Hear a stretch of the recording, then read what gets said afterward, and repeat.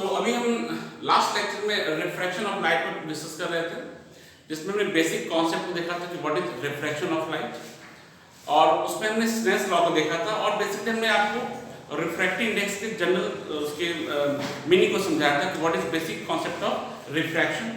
तो ये हमारे पास आउटपुट यही आया था कि जो रिफ्रैक्शन का मतलब जो रिफ्रैक्टिव इंडेक्स होता है, रिफ्रैक्टिव इंडेक्स बेसिकली रेशियो होता है, ratio of speed of light in mediums. So n is equal to, ये हमारे पास आया था v1 अपॉन v2। ठीक है, v1 अपॉन v2 का मतलब क्या था कि speed of light in medium 1 divided by speed of light in medium 2। फिर ये किसके बराबर आया था, ये हमारा आया था लैम्डा 1 अपॉन लैम्डा 2, यानी लैम्डा के टर्म में भी हम लोग रिफ्रैक्टिव इंडेक्स को निकाल सकते हैं। और फाइनली ये n को हम ऐसे लिखते थे, n को जनरली लिखा जाता है 1n2। 1n2 का मतलब हुआ कि जब लाइट आपकी क्या है मीडियम 1 से, देखो मीडियम 1 से कहां जा रही है, मीडियम 2 में जा रही है। याद कर लो कि जब लाइट हमारी क्या है मीडियम 1 से मीडियम 2 में आ रही थी, ठीक है, तो हम यूज करते थे क्या कि sin i upon sin r is equal to 1n2। It means refractive index of medium 2 with respect to 1। और ये बेसिकली क्या कहलाता, ये है ये स्पीड ऑफ, यानी ये होता था हमारा n2 अपॉन n1, और ये हमारा फिर बन जाता ये स्पीड ऑफ लाइट का ratio that is v1 upon v2, और ये लैम्डा 1 अपॉन लैम्डा। तो इस कॉन्सेप्ट में हम लोग छोटे छोटे न्यूमेरिकल को डिस्कस करेंगे। अभी हम लोग और भी कुछ इसके जो बेसिक चीजें हैं उनको हम लोग देख लेते हैं। ठीक है, तो अब हम इसमें देखेंगे लॉ ऑफ रिवर्सिबिलिटी को देखेंगे कि what is law of reversibility. अब हम डिस्कस करेंगे लॉ ऑफ रिवर्सिबिलिटी क्या है। तो लॉ ऑफ रिवर्सिबिलिटी बेसिकली हम, अगर आपको किसी भी मीडियम का रिफ्रैक्टिव इंडेक्स दूसरे के रिस्पेक्ट में पता है, तो दूसरे के, तो उसका उल्टा जस्ट अपोजिट हम कैसे फाइंड करेंगे। जैसे हमें दिया है कि ग्लास का refracting with respect to air that is 3/2, तो इसका उल्टा पूछा जाएगा कि एयर का रिफ्रैक्टिव इंडेक्स ग्लास के रिस्पेक्ट में क्या है। ठीक है, तो जस्ट इसका उल्टा हो जाता है, 2/3 हो जाता है। तो कैसे होता है, तो इसी रिलेशनशिप निकालते हैं लॉ ऑफ रिवर्सिबिलिटी से ही। ये हमारा हो गया रिफ्रैक्टिंग सरफेस, ये रिफ्रैक्टिंग सरफेस है, ये मीडियम 1 हो गया और ये हो गया मीडियम 2।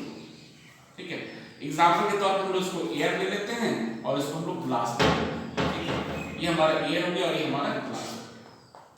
ठीक, अब देखिए ये हो गया आपका नॉर्मल में आपकी लाइट इंसिडेंट हो रही है। देखिए लाइट हमारी इंसिडेंट हो रही है, और ये क्योंकि डेंसर मीडियम है तो लाइट हमारी रिफ्रैक्ट हो गई।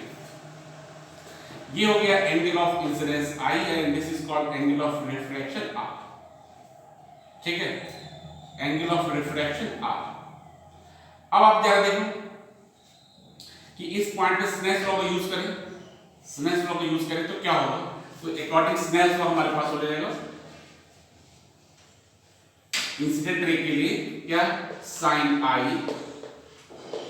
I upon sin R, this is equal to, light कहां जा रही है मीडियम 1 से मीडियम 2 में जा रही है। ठीक है, या फिर कह सकते हैं कहां जा रही है, एयर से ग्लास में जा रही है, तो क्या लिखेंगे A एंड G। ठीक है, या उसको आप लिख सकते हैं 1 एंड 2। इतना बेसिक है, तो पता ही है।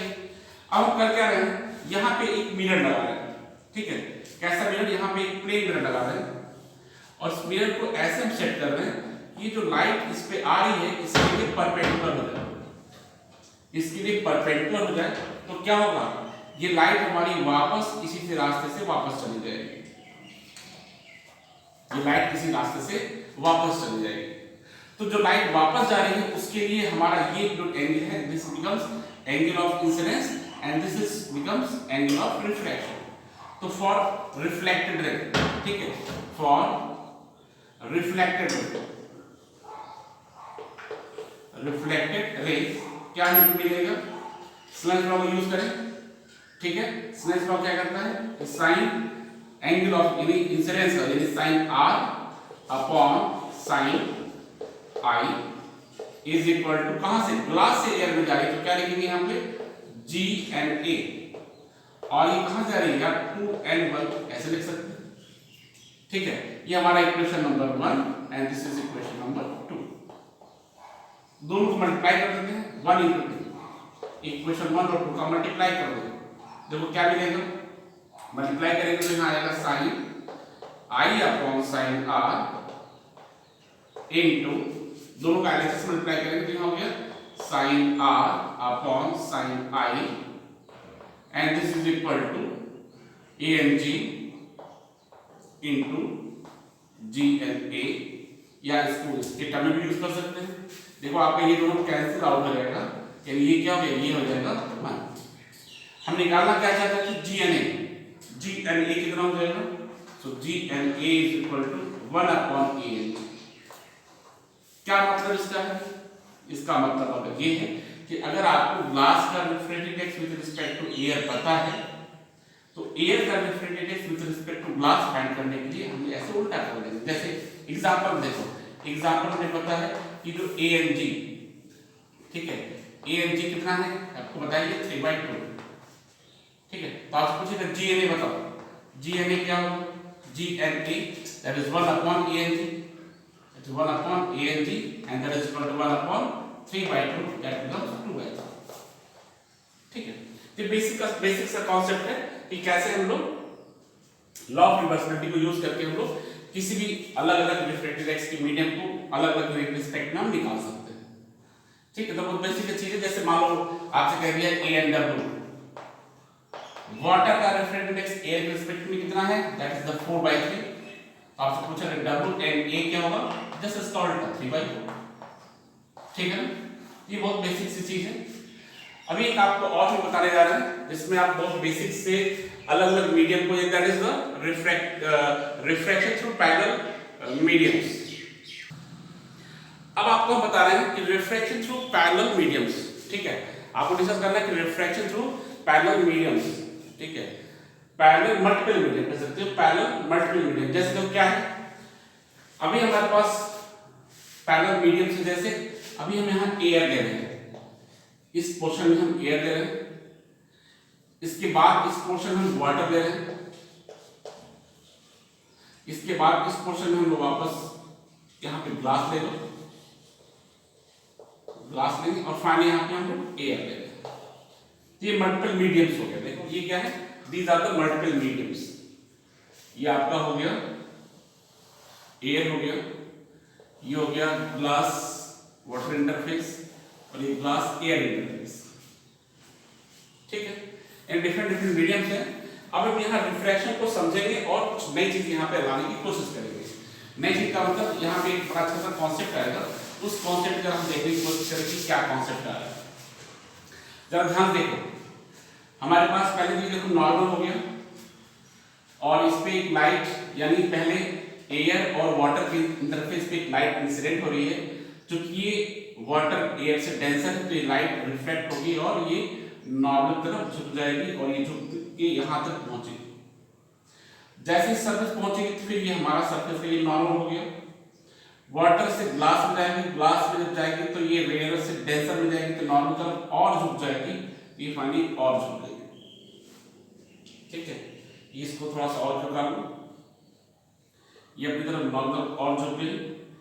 अब ये क्या है, अभी ग्लास से एयर में जाएगी तो ये नॉर्मल से दूर हो जाएगी, यानी ऐसे ही निकल गई, ठीक है। इस तरह से लाइट रिफ्लेक्ट हो जा रही है और फाइनली हम ये मिलेगा हमको कि ये दोनों रे हैं, ठीक है। कौन सी, जो इंसिडेंट रे हमारी आ रही थी और जो लाइट इमर्ज हो रही है, ठीक है, ये दोनों आपस में कैसे हैं, दीज आर द पैरेलल। इसको अलग से हम सॉल्व कर लेंगे, दिखा सकते हैं कि ये दोनों लाइट, ये दोनों रेज कैसी होती है, दोनों रेज आपस में पैरेलल होती है। चलो अब यहाँ देखो, ये हमारा हो गया एंगल ऑफ इंसिडेंस I, ये हो गया एंगल ऑफ रिफ्रैक्शन R। इसी तरह से ये दोनों पैरेलल है, तो ये दोनों क्या है, पैरेलल है, तो ये इस तरह से ये भी हमारा हो गया एंगल ऑफ इंसिडेंस, यहाँ पे R हो जाएगा, यहाँ पे angle of refraction rate R dash, तो ये भी आपका क्या हो जाएगा R डैश। ये एंगल हो जाएगा E and this is equal to I।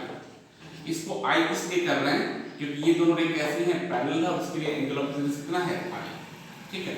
ये हमारी लाइट ऐसे इंसिडेंट की यहाँ से, फिर इस सरफेस से यहाँ पर गई, फिर यहाँ से ऐसे बाहर निकल गई।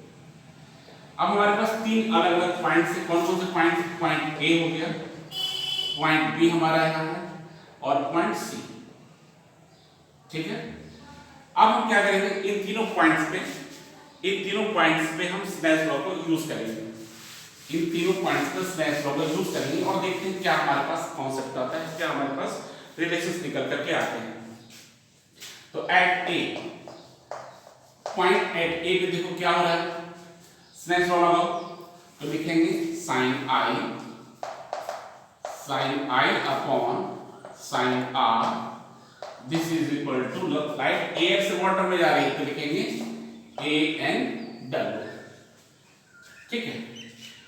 एट बी पे क्या हो रहा है, लाइट कहां जा रही है, वाटर से ग्लास में जा रही है तो क्या लिखेंगे, देख लो। अब इसके लिए एंगल ऑफ इंसिडेंस कितना हो जाएगा, आर हो जाएगा, तो आप देखोगे साइन आर अपॉन इसका angle of reflection R dash हो जाएगा, sine R upon R dash and this is equal to क्या हो जाएगा, ये वाटर से ग्लास में जा रही है तो लिखेंगे W N G. Point C पर जा देखो, लाइट कहां जा रही है, ग्लास से एयर में जा रही है, एंगल ऑफ इंसिडेंस कितना होगा R dash, angle of refraction E equal क्या है आई के बराबर, तो आप क्या लिखोगे sine R dash upon sine I, this is equal to कहां, ग्लास से एयर में, तो glass air G N E. तीन रिलेशंस मिल गए हमको। अब हम क्या करेंगे, इन तीनों रिलेशन का आपस में मल्टीप्लाई करेंगे, लेफ्ट साइड का अलग राइट का अलग, तो मल्टीप्लाई करके देखो ये हो गया sine I upon sine R into sine R upon sine R dash into sine R dash upon sine I equal to A N W into W N G into G N A. यहाँ पे तो सारे cancel हो जाएंगे, ठीक है ना, sine I sine R dash cancel, तो क्या हमको मिल रहा है, यहाँ पे हमें मिल रहेगा A N W into W N G into G N A is equal to 1। हमें फाइंड करना है ये, अभी आप क्लियर करते हैं इसका मतलब क्या है, यानी हमको डब्ल्यू एन जी फाइंड करना है, that is equal to 1 upon A N W into G N A. और अभी आपको हमने लॉ ऑफ रिवर्सिबिलिटी से समझाया था कि 1 अपॉन जी एन ए वो ए एन जी हो जाएगा, that is equal to A N G upon A N W, ठीक है। तो रिलेशन हमारा क्या निकल गया है कि W N ji is equal to A N G upon A N W. Formula तो निकल गया, लेकिन इस फॉर्मूले का मतलब क्या है, जरा इसके मतलब को समझो, क्योंकि कहाँ इसका यूज करना है, इससे क्या हमको मिलने वाला है उसको देखते हैं। तो एक चीज देखो फिर से कि जनरली हमको जो, अगर हम किसी ग्लास की बात करते हैं, फिलहाल हम अभी इसको लेंस के लिए समझते हैं, अगर हम जनरली बात करते हैं किसी लेंस के बारे में, ठीक है, देखो ये लेंस क्या है, आगे डिस्कस किया जाएगा, फिलहाल ये लेंस है, ये इसको ग्लास में भी ले सकते हैं, ठीक है। ये लेंस हमारा क्या है, ग्लास का बना हुआ है, ये ग्लास मीडियम, उधर क्या है हमारा एयर, ठीक है। तो इसका रिफ्रैक्टिव इंडेक्स दिया जाता है, वो कैसे दिया जाता है, ए एन जी, यानी ग्लास का refractive index with respect to air, क्योंकि ग्लास के बाहर क्या है, एयर है, तो हम लिखते हैं ए एन जी। ऐसे हमारे पास मान लो ये वाटर है,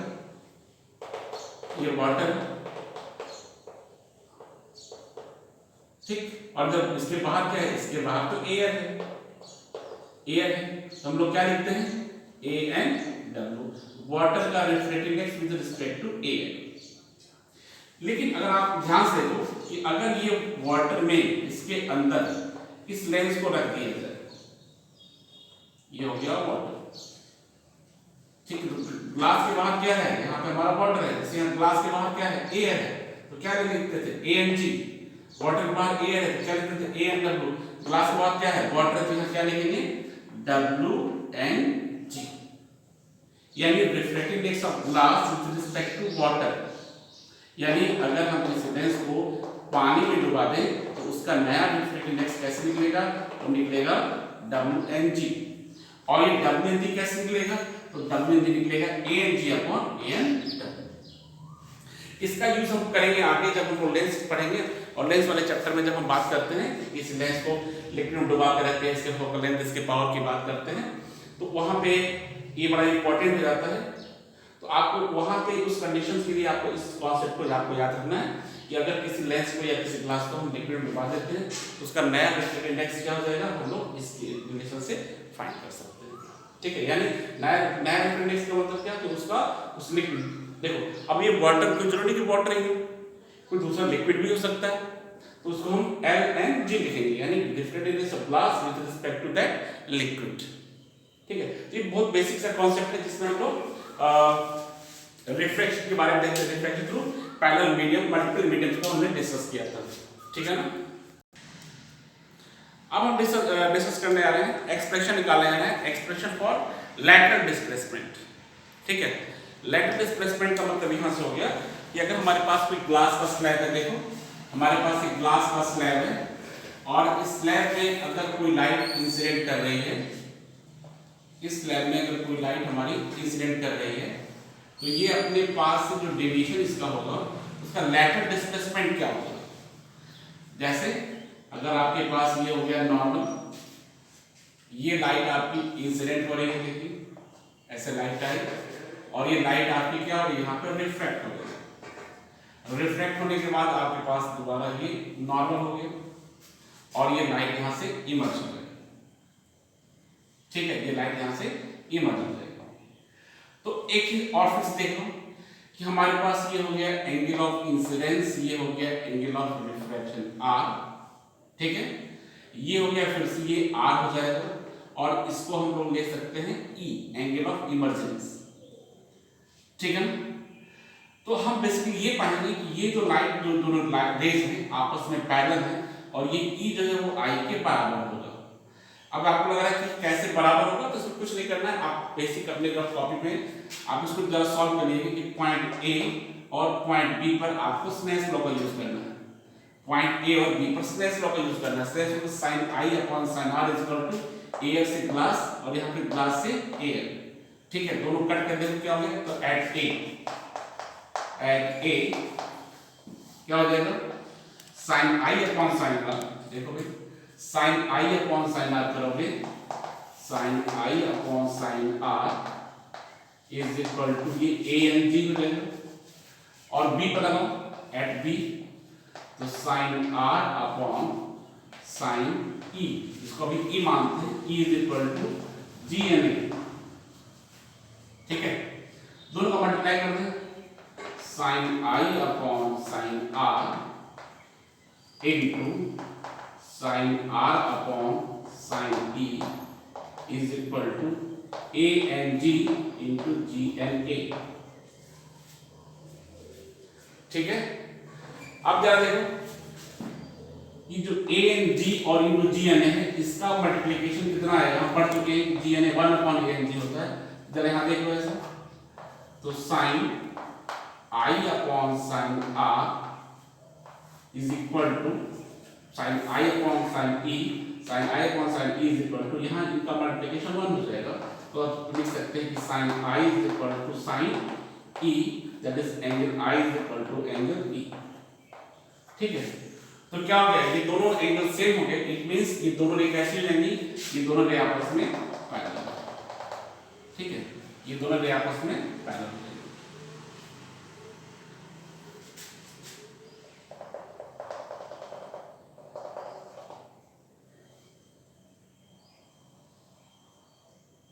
ठीक है, इनको हम दोनों को पैरेलल कर देते हैं, ये दोनों रेस क्या होगी, आपस में पैरेलल हो जाएंगे। ठीक है, ये हमारे दोनों रे आपस में क्या होगी, दोनों रे हमारी पैरेलल हो जाएंगी। अब हम निकालना क्या चाह रहे थे, इसका लैटरल डिस्प्लेसमेंट। ठीक है, देखो हम लोग निकालना चाह रहे हैं ये जो लाइट आ रही है अपने पोजीशन से कितना लैटरल डिस्प्लेसमेंट हो जाएगा, डिस्प्लेस हो जाएगा, यानी ये डिस्टेंस, ये डिस्प्लेसमेंट कितना हो गया, तो लेट दिस इज x। मतलब भाई देखो लाइट ऐसे आ रही थी, इसको सीधे जाना था, अब कहां, अब ऐसे जा रही है, रिफ्लेक्ट होकर के इस रास्ते से निकल जा रही है, तो अपने इसका डिस्प्लेसमेंट कितना हो गया ये निकालना चाह रहे हैं। अब इसको कैसे फाइंड करेंगे, तो ये देखो I है, ये एंगल R है, ये कितना हो जाएगा, ये हो जाएगा I माइनस R। अच्छा, इसके पहले आपको दिया है क्या कि जो स्लैब है इसकी थिकनेस कितनी है, लेट स्मॉल t इज इसकी थिकनेस है। इस लाइन को थोड़ा सा नीचे बढ़ा देते हैं ऐसे, तो अब जरा देखिए, हमें निकालना था कि हमको ये लेटरल डिस्प्लेसमेंट निकालना है ये, ठीक है। और ये एंगल हो गया I माइनस R, इसके नाम दे दीजिए, ये पॉइंट D कर दो, ये A हो गया, B हो गया, इसको C कर दो। तो ट्रायंगल A B D में देखो, ट्रायंगल A B D में क्या लिखा जाता है, साइन थीटा मतलब sine I minus R is equal to normal upon hypotenuse, that is x upon AB, x upon AB, और हमें x ही तो फाइंड करना है, so x becomes AB sin I minus R, clear. अब AB find कर लेते हैं, AB कैसे फाइंड करेंगे, तो आ जाओ ट्रायंगल ABC में, ट्रायंगल ABC में ये एंगल कितना है, ये एंगल आपका R है, तो निकाल दो cos थीटा यानी cos R निकाल लेते हैं। cos R क्या होगा, base upon hypotenuse, that is T upon AB, it means AB कितना होगा, AB is equal to T upon cos R, ठीक है। इस वैल्यू को आप यहां पुट कर दीजिए, तो हमारे पास क्या आ जाएगा, सो x बिकम्स क्या लिखेंगे, T अपॉन cos R, ठीक है, into sine I minus R, और करना चाहते हो तो कर लो ऐसे कि T sec R, ठीक है, साइन I माइनस R, ठीक है। ये हमारा हो गया लेटरल डिस्प्लेसमेंट x की वैल्यू। अब इसमें क्या किया है कि भाई कुछ बुक्स में इसको और एक्सपेंड कर देते हैं, साइन I माइनस R को इसका और एक्सपेंशन कर दिया जाता है, तो हमारे पास और कुछ नए रिलेशन इसके साथ आ जाते हैं, ठीक है। उसको भी आप चाहे तो नोट कर सकते हैं। इसका जो रिलेशन आता है x इज इक्वल टू, ठीक है, x हमारा तो t था, तो t तो रहेगा यहाँ t sin I, that is t sin I, ठीक है। इसको सॉल्व कर सकते हैं, sin I माइनस R को आप यूज करके इसको सॉल्व कर सकते हैं।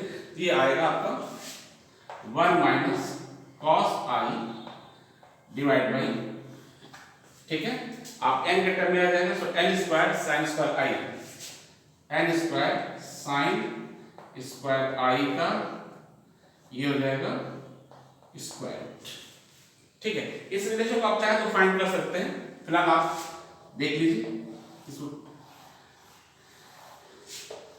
ये वैल्यू हमारी आ गई, ठीक है। तो ये हमारा लेटरल डिस्प्लेसमेंट निकला। तो यहाँ पे हमने दो काम किया, एक तो हमारे हमने यहाँ जो कंफ्यूजन था कि ये दोनों ने कैसे पाई, यानी दोनों एंगल सेम कैसे होते हैं, इसका कॉन्सेप्ट देख लिया कि दोनों साइड कैसे होते हैं। हमने दोनों A और B पर स्लैश लॉ का यूज करके यहाँ से क्लियर कर लिया कि जो I और E कैसे होता है, सेम होगा, इसलिए दोनों ने कैसे होंगे आपस में पैरेलल हो जाएंगे। फिर हमने क्या निकाला, हमने इसका लेटरल डिस्प्लेसमेंट निकाला कि लेटरल डिस्प्लेसमेंट यानी अपने पास से कितना डिस्प्लेस हो जा रही है, ठीक है, अपने पास से कितना डिस्प्लेस हो जा रही है, फिर इसको निकालो। इसके लिए हमें दो अलग अलग ट्रायंगल दिए और ये फाइनल हमारे पास फॉर्मूला, ठीक है। तो चलो नेक्स्ट टॉपिक में हम नेक्स्ट रिलेशन को देखते हैं।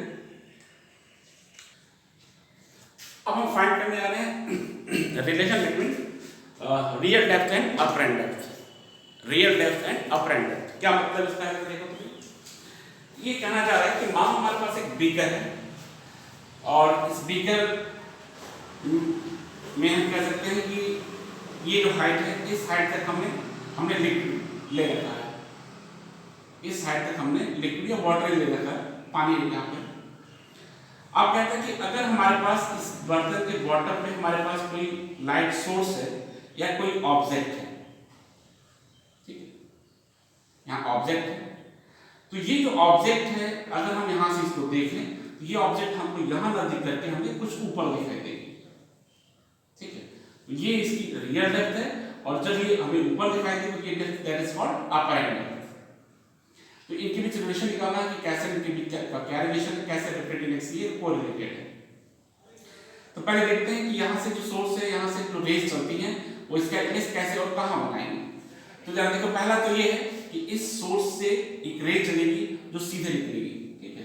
तो जरा देखो, ये रेज हमारे सीधे कहाँ से निकल रही है, इस सोर्स से निकल रही है, ठीक है, इस सोर्स से निकल रही है और ये सीधे ऊपर चली जा रही है ऐसे बिना मुड़े हुए, ठीक।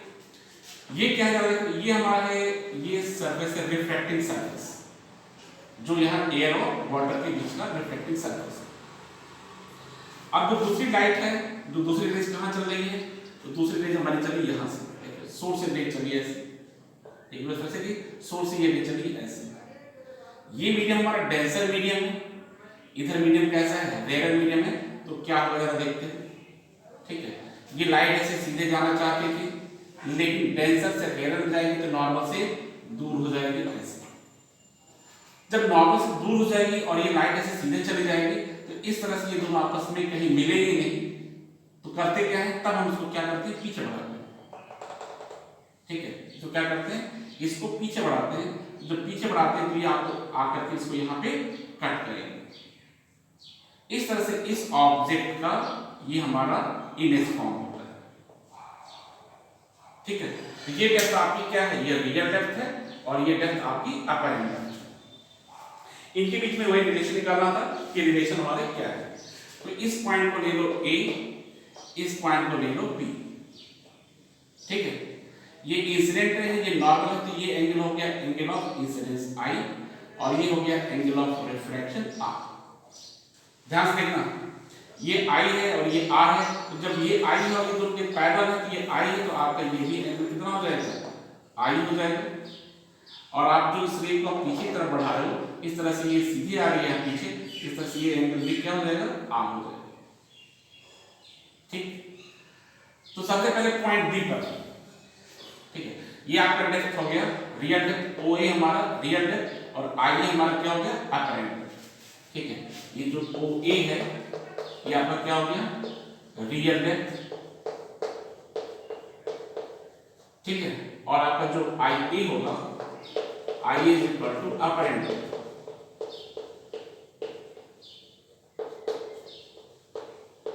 ठीक, अब हम इसका रिलेशन निकालें कैसे, तो एंगल ऑफ इंसिडेंस देख लिया, एंगल ऑफ रिफ्लेक्शन हमने देख लिया। अब आप क्या करिए, पॉइंट बी पर स्नेल्स लॉ को लगाइए। ठीक है, पॉइंट बी पर क्या लगाते हैं, स्नेल्स लॉ को। तो Snell's law at B, Snell's law at B पे लगाते हैं। वाटर से, इसको वाटर मान लेते हैं, वाटर से कहां जा रही है, एयर में। ठीक है, तो क्या लिखेंगे, ये light angle of incidence I, that is sin I upon sin R। Light कहां से, वाटर से एयर में जा रही है, तो क्या लिखेंगे, WNA। ठीक है, sin R। लेकिन हमको जल्दी क्या पता, हमको तो A एंड W पता होता, उसका जस्ट क्या कर देंगे, इसको उल्टा कर देंगे। फिलहाल अब आगे देखते हैं क्या करना है। ठीक है, अब आप क्या करिए, हमारे पास ट्रायंगल OBA। ठीक है, triangle OBA and triangle IBA, इन दोनों में हम लोग sin I और sin R को फाइंड करेंगे। ठीक है, इन दोनों ट्रायंगल में क्या करेंगे, sin I और sin R को फाइंड करेंगे। इसको दे दे क्वेश्चन नंबर 1। अब हमें क्या पता है कि ट्रायंगल कौन सा है, ट्रायंगल OAB का ट्रायंगल OAB में साइन क्या निकालते हैं, sin I। भाई साइन क्या होगा, normal upon hypotenuse, that is AB upon OB। ऐसे ट्रायंगल IAB में जैसे हम ये करते आ रहे हैं, sin I की वैल्यू यहां निकाल रहे हैं, sin R की वैल्यू यहां से निकाल रहे हैं, तो sin R is equal to normal upon hypotenuse, that is AB upon IB। ठीक है, अब हम क्या करते हैं, दोनों को डिवाइड करते हैं, sin I upon sin R करते हैं। ठीक है, क्या करते हैं, sin I upon sin R, इन दोनों की वजह से क्या करते हैं, sin I upon sin R, sin I upon sin R। जब ऐसे करेंगे तो क्या पाएंगे हम, sin upon sin I upon sin R, तो ये आपका AB क्या होगा, कैंसिल हो जाएगा और आपके पास आ जाएगा IB अपॉन OB। ठीक है, IB अपॉन OB।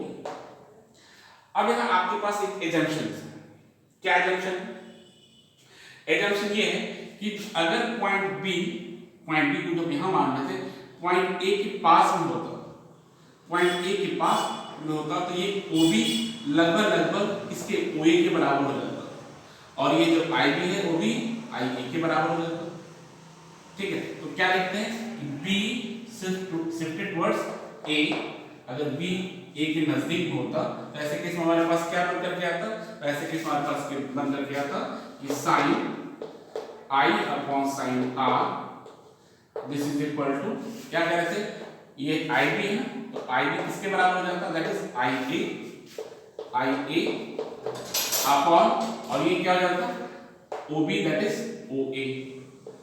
ठीक है, आई ए क्या है, आई ए इज द देखो अपरेंट है, और O B is the O A is the real है।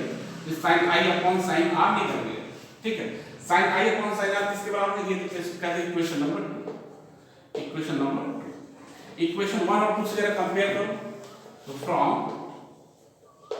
1 and 2, फ्रॉम 1 and 2 क्या मिलेगा हमको, so i A upon O A is equal to डब्ल्यू एंड ए। लेकिन अभी आपको मैं बताया कि हमें डब्ल्यू एंड ए, हमको तो ए एंड डब्ल्यू पता होता है, जनरली हमको क्या पता होता है, ए एंड डब्ल्यू पता होता है। यहाँ लिखिए ए and W, that is a and W. ये ए एंड डब्ल्यू कैसे लिख सकते हैं, इसको उल्टा करना पड़ेगा। उल्टा करने का मतलब कि आप इसको यहाँ भी उल्टा कर दो, that is O a upon i a. ठीक है, that is real depth upon. तो फाइनली हमारे पास जो रिफ्रैक्टिव इंडेक्स यानी ए एंड डब्ल्यू की जो वैल्यू आई थी वो real depth upon apparent depth. ठीक है, ये हमारा जो रिलेशन था रियल डेप्थ और अपरेंट डेप्थ में आ गया, real depth upon apparent depth is equal to A and W. ठीक है ना, तो यहाँ से इस जो भी फिलहाल हम ए एंड डब्ल्यू ले रहे हैं, अब यहाँ जो भी मटेरियल होगा, अगर ग्लास होगा तो आपका ए एंड जी होगा। ठीक है, उसके हिसाब से रियल डेप्थ और अपरेंट डेप्थ में आप इनके रिलेशंस को निकाल सकते हैं, और अगर आपको इन तीनों में से दो डाटा पता हो तो थर्ड को आप निकाल सकते हैं। अब इसमें एक काम हम और करेंगे कि इसमें शिफ्टिंग निकालेंगे कि जो हमारी रियल डेप्थ और अपरेंट डेप्थ में कितना शिफ्ट हुआ, मतलब कि ऑब्जेक्ट जो हमारे यहाँ था, अभी इसका इमेज हमको यहाँ दिख रहा है, यानी ये जो शिफ्ट हुआ था, ये शिफ्ट को निकालने में let this is small D. ठीक है, इसको स्मॉल डी में मान लेते हैं, और इस पूरे रियल डेप्थ को हम मान लेते हैं let that is small T. इसको क्या मान लेते हैं, small T. D is the shifting and small T is the total real depth. ठीक है, ये that is the real depth. अब हमको ये रिलेशन निकालना है कि स्मॉल डी यानी शिफ्टिंग कितनी हो गई। तो देखो स्मॉल डी कैसे निकलेगा, ये स्मॉल डी कैसे निकलेगा, इस ओ ए में से आई ए को हटा दोगे तो शिफ्ट जो होगा, शिफ्ट जो स्मॉल डी है वो कैसे निकलेगा, शिफ्ट स्मॉल डी कैसे निकलेगा, इस ओ ए में से देख लो, ओ ए में से क्या करें, आई ए को सब्ट्रैक्ट करें, तो आई ए को सब्ट्रैक्ट करें। ठीक है, so d is equal to o a को हम कॉमन निकालें, ओ ए हमारा कॉमन निकल जाएगा, ये हो गया 1 minus I A upon O A. ठीक है, ओ ए क्या है, व्हाट इज ओ ए, तो हमने बताया कि ओ ए को हमने क्या माना है, लेट स्मॉल टी।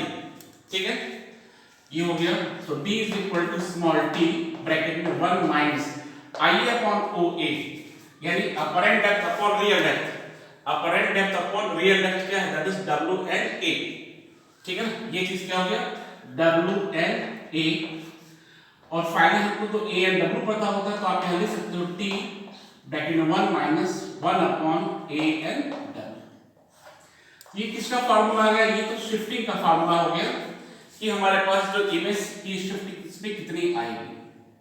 ठीक है, जो किसके बराबर है, that is small t bracket में 1 minus 1 upon a and w। a and w ये जो लिक्विड है या जो भी मटेरियल है इसका रिफ्रैक्टिव इंडेक्स है।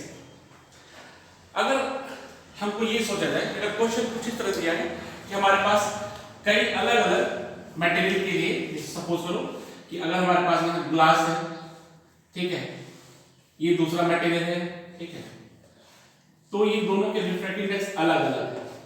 ठीक है, दोनों के रिफ्रैक्टिव इंडेक्स कैसे हैं, अलग अलग है। अगर सपोज करो कि आपके पास यहाँ पे ऑब्जेक्ट है, तो आप ये बताना कि इमेज जो बनेगा उसमें कितना शिफ्ट हो जाएगा। इमेज कितना शिफ्ट हो जाएगा। तो इसके लिए हम लोग क्या करेंगे, इसके लिए इसी फॉर्मूले को यूज करेंगे। जैसे मान लो कि इस मटेरियल के चलते इसका रिफ्लेक्टेड मान लेते हैं क्या है n1 है, इसका क्या है n2 है, ठीक है, इसकी थिकनेस t1 है, इसकी थिकनेस क्या है t2 है, ठीक है ना। अलग अलग थिकनेस और अलग अलग रिफ्लेक्ट इंडेक्स, दो हो सकते हैं, तीन हो सकते हैं, ऐसे भी हम लोग थर्ड भी ले सकते हैं, इस तरह से थर्ड भी ले सकते हैं, ठीक है। तो अगर हमारे पास इस तरह से अलग अलग मटेरियल है तो इसमें शिफ्टिंग निकालने के लिए क्या करेंगे, अलग अलग शिफ्ट को ऐड कर देंगे, मतलब ये total shift d is equal to आएगा ये t1, ठीक है, ब्रैकेट में 1 अपॉन 1 माइनस 1 अपॉन क्या, तो ये a एंड w यानी जो पहला मटेरियल होगा इसको क्या है 1 एंड, ये आप लिख सकते हो या a के रिस्पेक्ट में है तो ये 1 लिख लो, ठीक है ना, पहले मीडियम के लिए, ठीक है। ऐसे क्या करेंगे दूसरे मीडियम के लिए, ऐसे हम लोग क्या करेंगे थर्ड मीडियम के लिए, यानी हमारे पास जितनी अलग अलग मीडियम होंगी, ठीक है, जैसे आप इसको एक रिस्पेक्ट में आप लिख लो n1, दूसरे का क्या हो जाएगा t2 1 माइनस 1 अपॉन n2, ऐसे जितने मीडियम होगा सबको हम लोग ऐड करके हम लोग ऐसे शिफ्ट को निकाल सकते हैं, ठीक है ना। यानी ये जनरल फॉर्मूला हो गया, और ऐसे जितने मीडियम होगा सबकी शिफ्टिंग को ऐड कर देंगे तो हमारा ये लैटरल शिफ्ट ये शिफ्टिंग हो रही है, शिफ्ट हमारा निकल जाएगा, ठीक है। तो अभी हमने रियल डेप्थ और फ्रंट डेप्थ का रिलेशन देखा। अब हम एक नई हेडिंग देख रहे हैं, टोटल इंटरनल रिफ्लेक्शन। एक हमारे पास नई फिनोमेना मिल रही है जिसका नाम क्या है टोटल इंटरनल रिफ्लेक्शन। देखो अभी तो हम लोग पहले तो रिफ्लेक्शन स्टार्ट किए और अभी हम लोग क्या पढ़ रहे हैं रिफ्रैक्शन पढ़ रहे हैं, लेकिन बीच में एक नया टर्म फिर से आ गया रिफ्लेक्शन, ठीक है ना। रिफ्लेक्शन ये क्या है, तो जरा याद करो कि हमने जब डिस्कस किया कि जब लाइट डेंसर मीडियम से रेयर में जाती है तो नॉर्मल से दूर हो जाती है। उल्टा क्या था कि रेयर से डेंसर में जाती थी तो नॉर्मल तरफ झुक जाती थी। अब ये क्या कर रहा है कि जब लाइट डेंसर से रेयर में जाती है तो नॉर्मल से दूर हो जाती है, ठीक है। देखते हैं जरा कैसे होता है। हमने यहाँ दो अलग अलग मीडियम ले रखा है, एक डेंसर मीडियम है और दूसरा हमारा रेयर मीडियम है। ये हमने अपने एग्जांपल के तौर पर इसको एयर मान लिया और इसको ग्लास ले लिया। रेयर मीडियम और डेंसर मीडियम ये हमारा ऑब्जेक्ट है, ठीक है। ये कोई सोर्स है, ऑब्जेक्ट या कोई सोर्स हो सकता है जिससे लाइट चल रही है, कहां से इस डेंसर से रेयर में। तो कह रहा है कि जो लाइट बिल्कुल नॉर्मली ऐसे सीधे जाएगी तो ये तो बिना मुड़े हुए सीधे निकल गई, चलो उसकी कोई बात ही नहीं है। अब इस सोर्स से जो एक लाइट निकल रही है जो डेंसर से रेयर में जा रही है, ठीक है। तो क्या हो रहा है ये देखिए डेंसर से रेयर में जा रही है तो क्या होता है, यहां पहुंची, अब पहुंचने के बाद ये जाना कहां चाहती थी, ये सीधे जाना चाहती थी, लेकिन ये नॉर्मल से दूर जाएगी तो दूर जाएगी तो इसको दूर ले जाओ, नॉर्मल से क्या हो गई दूर हो गई, ठीक है। लाइट जब डेंसर से रेयर में गई तो क्या हो नॉर्मल से दूर हो गई, ठीक है। अब तो उस समय ये हमारा क्या है, ये हमारा हो गया एंगल ऑफ इंसिडेंस आई। ऐसे हम इस एंगल ऑफ इंसिडेंस को बढ़ाते जाएं, ठीक है, एंगल ऑफ इंसिडेंस को बढ़ाते जाएं तो क्या पाएंगे कि पर्टिकुलर एक ऐसा एंगल आएगा जिसके लिए ध्यान देना, जिसके लिए जो एंगल ऑफ रिफ्रैक्शन है ये ऐसा एंगल जिसके लिए एंगल ऑफ रिफ्रैक्शन ये क्या हो जाए, ये परपेंडिकुलर हो जाए, यानी ये क्या हो जाए 90 डिग्री, ठीक है। क्या होगा दोबारा देखो कि ये एंगल ऑफ इंसिडेंस जिसके लिए एंगल ऑफ रिफ्रैक्शन क्या होगा, ये हमारा 90 डिग्री हो जाए, तो ऐसे ही एंगल ऑफ इंसिडेंस को बोलते हैं that is called critical angle. ये एंगल कहलाता है that is called critical angle. और इसके बाद अगर angle of incidence critical angle से ज्यादा होता है तो क्या होगा, तो ऐसे केस में देखिए एंगल ऑफ इंसिडेंस क्रिटिकल से ज्यादा होगा तो लाइट उसी मीडियम में वापस रिफ्लेक्ट हो जाएगी और इसी फिनोमेना कहते हैं that is called total internal reflection, ठीक है। यानी ये जो एंगल है ये angle that is greater than critical angle, ठीक है। इस एंगल को कहते हैं that is called critical angle. ये फिनोमेना हमारा कहलाता है that is called total internal reflection.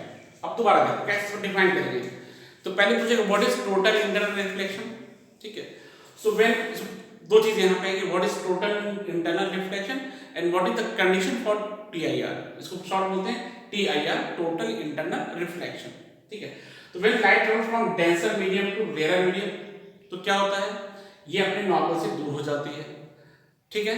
तो ऐसा एंगल ऑफ इंसिडेंस, ठीक है, ऐसा एंगल ऑफ इंसिडेंस जिसके लिए एंगल ऑफ रिफ्लेक्शन क्या हो जाए 90 डिग्री हो जाए, इस एंगल को क्या बोलते हैं, दैट इज कॉल्ड, इस एंगल बोलते हैं that is called critical angle.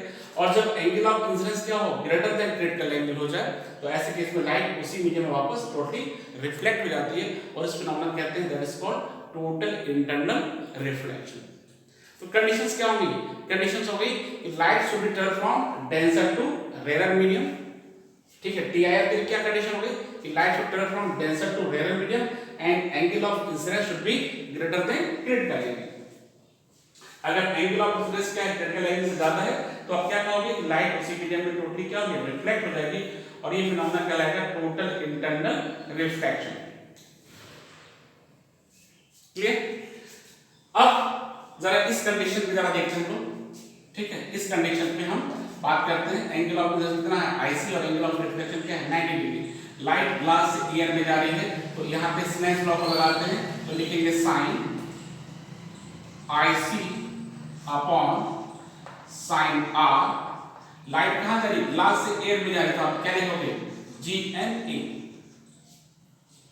Are कितना है 90 डिग्री, तो आपके पास हो जाएगा sine IC upon sine 90 is equal to G N A, या आप लिख सकते हो 1 अपॉन ए एन जी लिख सकते हैं, ठीक। साइन 91 हो गया, so sine IC is equal to क्या लिख सकते हो sine IC is equal to 1 upon A N G.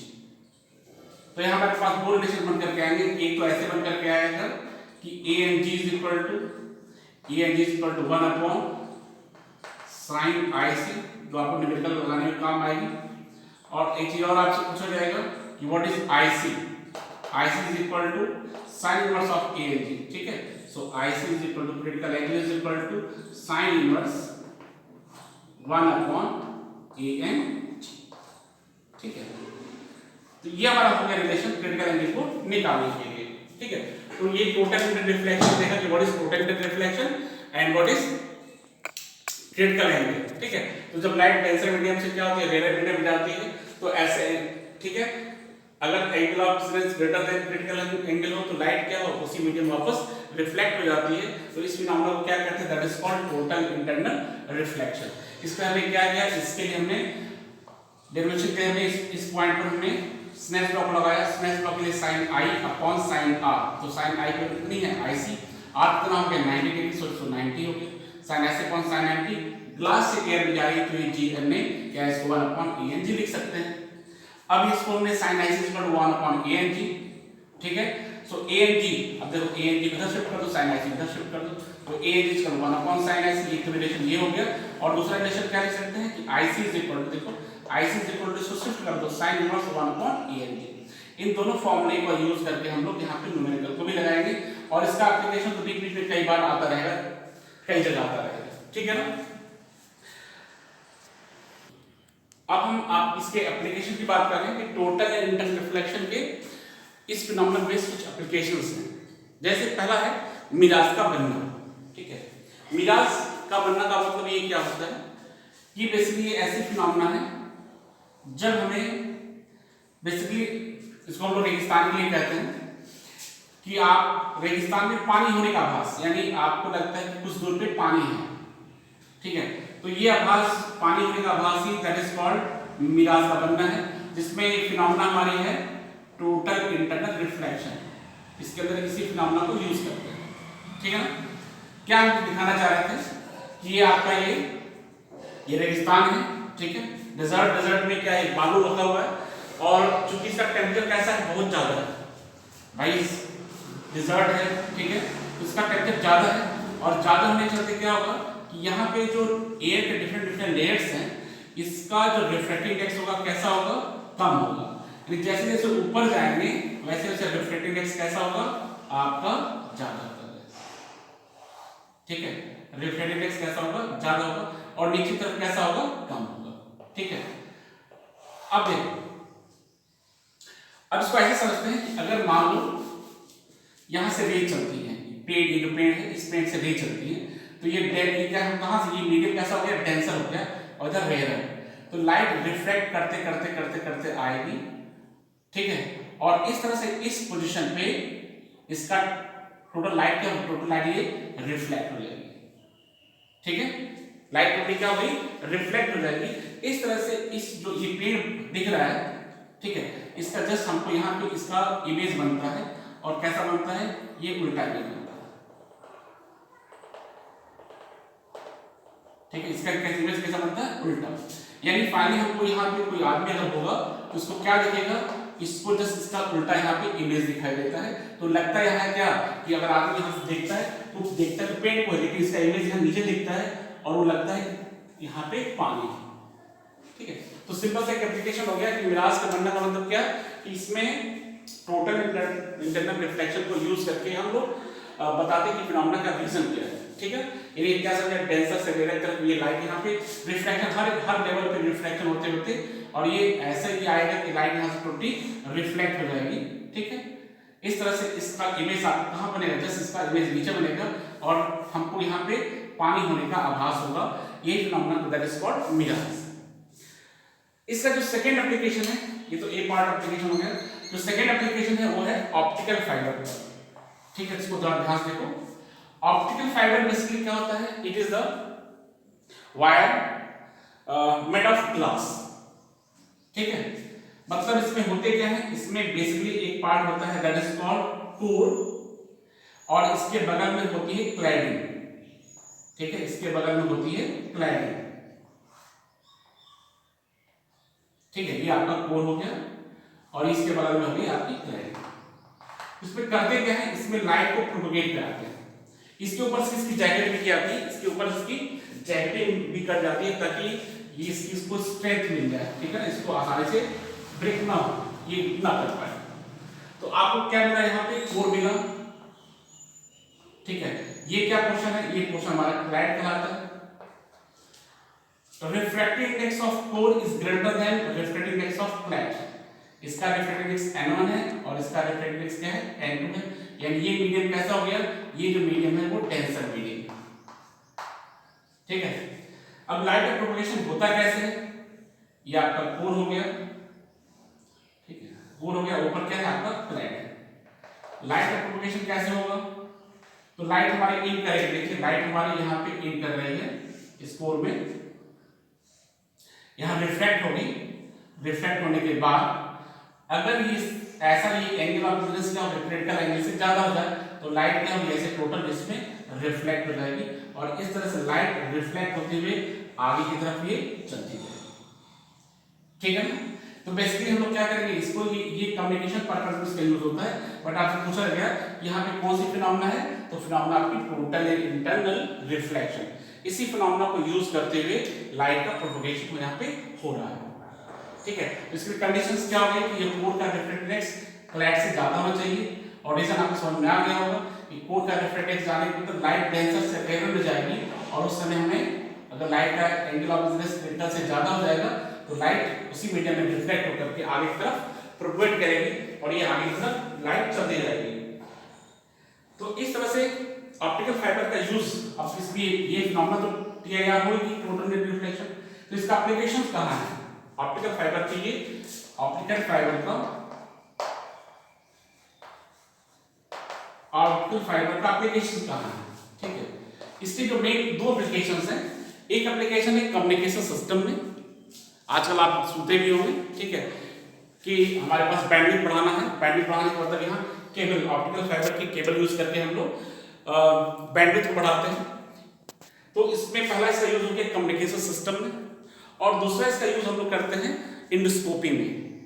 दूसरा इसका यूज करना है क्या, इंडोस्कोपी में करना है, जिसमें हम लोग करते क्या है, इसमें हम लोग गले के रास्ते से ऑप्टिकल फाइबर का बंच जो पाइप के फॉर्म में होगा अंदर डालते हैं और उसका अंदर का इमेज हम बाहर स्क्रीन पे देखते हैं। तो इस तरह से हम लोग देख करके अंदर डॉक्टर उसका ऑपरेशन जो भी करना उसको फाइनली करते हैं। तो इसका ये नहीं, बेसिकली हमको ऑप्टिकल फाइबर को देखना था और ऑप्टिकल फाइबर में क्या है, यहाँ पे इसका जो इसमें लाइट का जो प्रोपगेशन है, इसके लिए हम लोग टोटल इंटरनल रिफ्लेक्शन फिनोमेना को यूज करते हैं। तो ये हमारा रिफ्लेक्शन बेसिकली हो गया यहाँ पे, और इसमें अब इसके कुछ क्वेश्चन है जो आपको नेक्स्ट में करेंगे, तो साथ में इससे आगे हम लोग और भी टॉपिक है जिसको हम लोग डिस्कस करेंगे।